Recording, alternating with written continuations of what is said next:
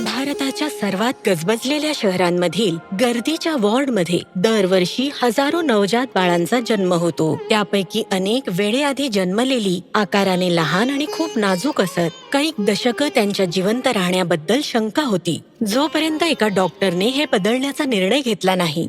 मानवीय दयेचे अमृत, doctor Armida Fernandes, Padmashri 2026. कर्नाटकातील धारवाड या ऐतिहासिक शहरात 1943 मध्ये एका प्रेमळ खेळकर मुलीचा जन्म झाला. एका कवी आणि एका गृहिणीच्या घरी. लहानपणी आई आम्हाला नेहमी म्हणायची की तुम्ही गरिबांना द्या, देव तुम्हाला 100 पट देईल. वैद्यकीय शिक्षणात त्या आपल्या वर्गात अव्वल ठरल्या आणि पुढील शिक्षणासाठी धारवाडहून मुंबईला आल्या आणि त्या बनल्या बालरोग तज्ज्ञ. त्यांनी गरिबांसाठी काम करण्यासाठी मुंबईतील महानगरपालिका रुग्णालयात काम सुरू केलं आणि त्यावेळी नवजात मृत्यूदर पाहून त्या हादरून गेल्या. सूक्ष्म अभ्यासाच्या आधारे त्यांनी धाडसी निर्णय घेतले. अंघोळ बंद, ग्लुकोज पाणी बंद, टॉप मिल्क, पशु दूध बंद, इन्क्युबेटर वापरणंही बंद. ह्या सगळ्यामुळे इन्फेक्शन होत होते. त्याऐवजी तेल वापरले गेले, ऊब देणारे दिवे लावले गेले. संसर्ग कमी झाला, जगण्याचं प्रमाण वाढलं आणि संशय घेणाऱ्यांनाही पटलं.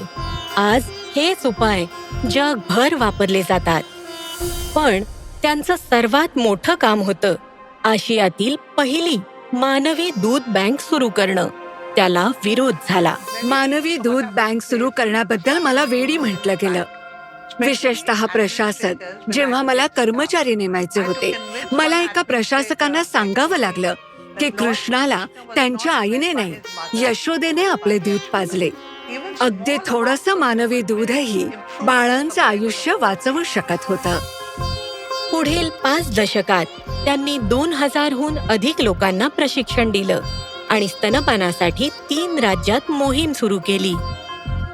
हॉस्पिटलमधील कामासोबतच अर्मिडा यांनी स्नेहा नावाची संस्था सुरू करून धारावीमध्ये वंचितांसाठी आरोग्य सेवा घरपोच पोहोचवली. नवजात मृत्यूदर आणखी कमी करण्यासाठी आपण आईच्या वागणुकीत बदल घडवू शकतो, जेणेकरून त्या वेळेवर रुग्णालयात येऊन आपल्या बाळांचे प्राण वाचवू शकतील.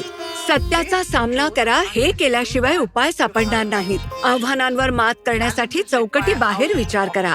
काही काळापूर्वी मी याला डोकेदुखी म्हणत असे, आता याला म्हणतात इनोव्हेशन. मीच का असं विचारू नका. वेदनेतूनच बदल घडतो. आपल्यापर्यंत पोहोचू न शकणाऱ्यांपर्यंत आपण कसं पोहोचू याचा विचार करा. Doctor Armida Fernandes, Padmashri 2026. कोटी कोटी नमस्कारम.